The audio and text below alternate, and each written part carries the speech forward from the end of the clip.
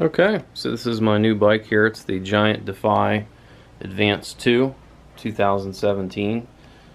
I actually had to look at a bunch of different bike shops to try to find this. I just picked it up here in June of 2017, which is just before the 2018s are out, so nobody had this at all. I had to go to a bike shop about 50 miles away from me to pick it up, but overall I think it was worth it. So some features of this bike: it is a true road disc frame, so there are no caliper brake versions of this frame, and I mean, is it pretty much out of the box? It was designed for disc brakes.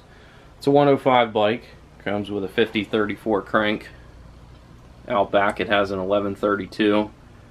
Traditionally I run 11/28 out back, but kind of been away from biking for a little bit because of an accident, which is kind of why I picked this up, because my last bike was destroyed. But it was an 11/28, and that's typically what I ride, but I'm kind of out of shape right now, so having the 11/32 back here has been pretty nice so far, because I don't have that extra power to get up the hills right now. I did swap out the Giant seat for typically what I run, which is the Sealy, however you say it, SMP Extra.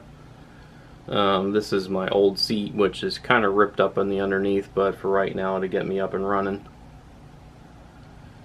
And then I also added my Fortified Bike rear afterburner taillight, which is what these are called. Pretty cool. And up front, of course, I added my Garmin 520.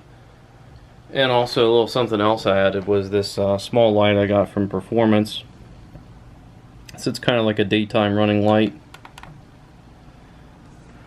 Has a couple different modes. I think I just turned it off. Maybe I'll do a separate video about that, but I wanted to have some type of front light even for the daytime. Or if I'm out and I get kind of caught in something where I'm needing to be back a little bit sooner, and I don't have a light with me, it's something that's better than nothing. Tires on it. Comes with 25C tires, which I guess these are wider rims, I think. I don't think they're quite too narrow. So kind of the actual footprint of the tire might be a little bit bigger than a traditional internal width of maybe like 15 millimeters. Also took the old bottle cages off my old bike.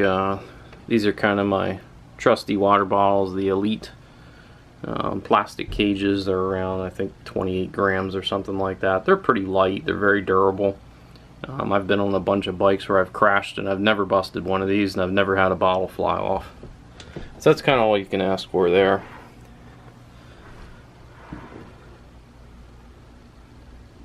And it has the long cage derailleur on it.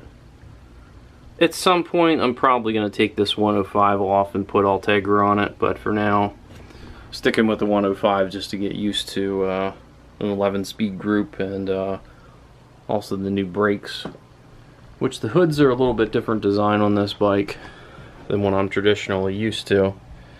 They kind of have this big nub off on the end here, but these are hydraulic. They're not cable actuated. This is my first disc brake bike, so that's been a little bit of an adjustment, getting used to the feel of those.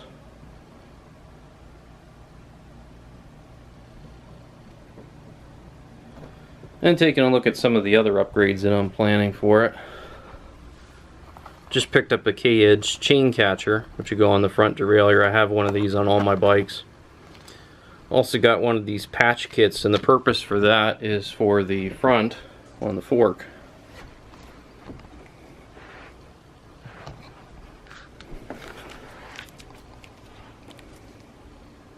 Kind of doing this with one hand here.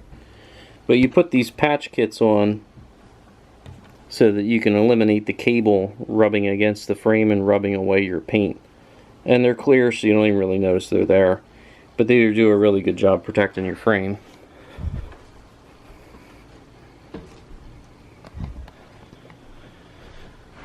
Then also I picked up one of these for the rear chain stay. So if you drop your chain or you're changing a wheel, your chain doesn't drop on the frame and scrape it up.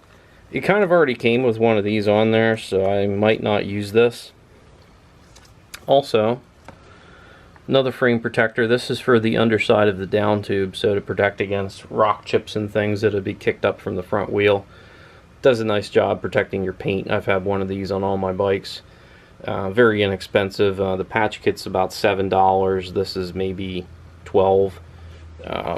The K-Edge here, there's two designs. The standard is about $20. This is their new Pro design, which is around $29.